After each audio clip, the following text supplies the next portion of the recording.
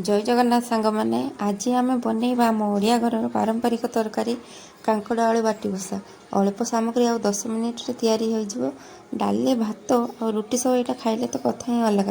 तेज चलतु शुरू करिए। जदि रेसिपी भल लगे तेज लाइक आउ सब्सक्राइब करेंगे।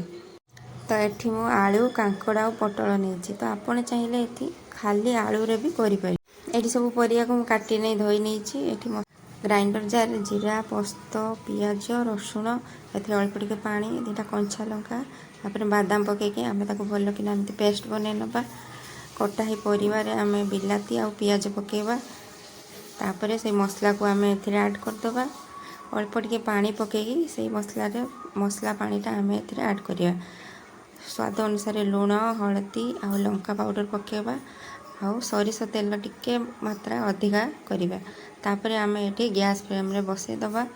देखु एवं फुटिला तरकारी हल्का हल्का फुटवा स्टार्ट है। देखु 5 मिनिट होगा तरकार कलर चेंज हो गला पानी हल्का टिके सुखी आसला।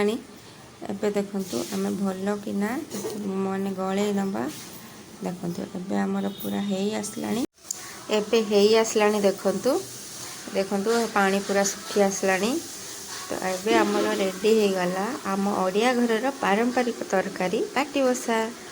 तो वीडियोटी जदि सांग मैंने आपको भल लगी निहाती गोटे लाइक शेयर आउ सब्सक्राइब करेंगे।